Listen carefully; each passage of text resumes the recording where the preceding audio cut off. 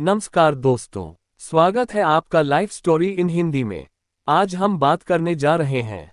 आज हम आपको एक ऐसे वीर क्रांतिकारी की कहानी सुनाने जा रहे हैं जो अंग्रेजों के लिए सबसे बड़ा सिरदर्द बन चुका था, जिसने देश की आज़ादी के लिए अपना जीवन बलिदान कर दिया, जिसने कभी गिरफ्तारी को स्वीकार नहीं किया और कहा, दुश्मन की गोलियों का हम सामना करेंगे, आज़ाद ही रहे हैं, आज़ाद ही रहेंगे। हम बात कर रहे हैं भारत मां के वीर सपूत चंद्रशेखर आजाद की। चंद्रशेखर आजाद का जन्म 23 जुलाई 1906 को भाबरा गांव, जिला अलीराजपुर, मध्य प्रदेश में हुआ था। उनके पिता का नाम पंडित सीताराम तिवारी और माता का नाम जगरानी देवी था।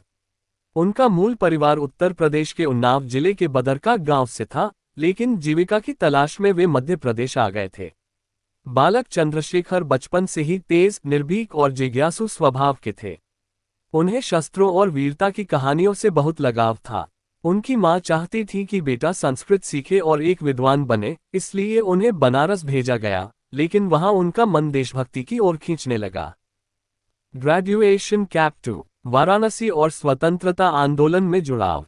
चंद्रशेखर बनारस में पढ़ाई कर रहे थे, तभी 1921 में गांधी जी का असहयोग आंदोलन शुरू हुआ। महज 15 वर्ष की उम्र में चंद्रशेखर इस आंदोलन में शामिल हो गए। उन्हें अंग्रेज पुलिस ने गिरफ्तार कर लिया और मजिस्ट्रेट के सामने पेश किया गया। इस जवाब से मजिस्ट्रेट चौंक गया और उन्हें 15 बेत की सजा दी गई। हर बेत के साथ चंद्रशेखर वंदे मातरम और भारत माता की जय चिल्लाते रहे। तभी से वे चंद्रशेखर आजाद कहलाए। गांधी जी द्वारा असहयोग आंदोलन वापस लेने के बाद आजाद को यह एहसास हुआ कि केवल अहिंसा से आजादी नहीं मिलेगी। वे क्रांतिकारी मार्ग पर चल पड़े और Hindustan socialist Republican association (HSR) से जुड़ गए। ये संगठन भगत सिंह, सुखदेव, राजगुरु जैसे क्रांतिकारियों से भरा हुआ था। चंद्रशेखर आजाद ने इस संगठन को संगठित किया और अंग्रेजी सत्ता को हिलाकर रख दिया। वे न केवल एक योद्धा थे, बल्कि एक कुशल रणनीतिकार भी थे। काकोरी कांड, अंग्रेजों के खिलाफ बड़ी कार्रवाई। 9 अगस्त 1925 को क्रांतिकारियों ने काकोरी ट्रेन डकैती को अंजाम दिया। इसमें आजाद सहित रामप्रसाद बिस्मिल, अशफाक उल्ला खान, राजेंद्र लाहिड़ी आदि शामिल थे।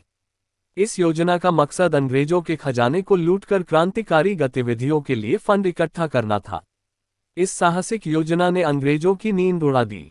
हालांकि अधिकांश साथी पकड़े गए और उन्हें फांसी की सजा हुई, लेकिन चंद्रशेखर आजाद पकड़ में नहीं आए। वे अदृश्य योद्धा बनकर काम करते रहे। 5. भगत सिंह के मार्गदर्शक। चंद्रशेखर आजाद का सबसे गहरा संबंध भगत सिंह से था। वे उन्हें एक छोटे भाई की तरह मानते थे और हर कदम पर उनका मार्गदर्शन करते थे। जब भगत सिंह ने लाला लाजपत राय की मौत का बदला लेने के लिए सैंडर्स की हत्या की योजना बनाई, तो आजाद ने उसका समर्थन किया और खुद इस कार्य में भाग लिया। ये हत्या 17 दिसंबर 1928 को हुई, जिसमें सैंडर्स को गोली मार दी गई। इसके बाद चंद्रशेखर और भगत सिंह को अंडरग्राउंड होना पड़ा। पूरे देश में आजाद का नाम गूंजने लगा। चंद्रशेखर आजाद, अंग्रेजों की आंखों की किरकिरी। चंद्रशेखर आजाद गुप्त स्थानों पर रहते हुए संगठन को मजबूत करते रहे। उन्होंने युवाओं को प्रशिक्षित किया, शस्त्र इकट्ठा किए और योजनाएं बनाई। उनका जीवन जंगलों, गांवों, पहाड़ों और गुप्त स्थानों में बीता। वे बेहद अनुशासित और साहसी थे। अक्सर कहा जाता है कि वे अकेले ही अंग्रेजी पुलिस को चकमा देकर निकल जाते थे। वे सादा जीवन जीते थे और अपने साथियों का बहुत ध्यान रखते थे। उनकी रणनीतियां इतनी सटीक होती थीं कि अंग्रेज अधिकारी भी उनकी तारीफ करने को मजबूर हो जाते थे। 27 फरवरी 1931 ये वो तारीख है जो इतिहास के पन्नों में स्वर्ण अक्षरों में लिखी गई है। इस दिन चंद्रशेखर आजाद अपने साथी सुखदेव राज के साथ इलाहाबाद के अल्फ्रेड पार्क, अब चंद्रशेखर आजाद पार्क में थे।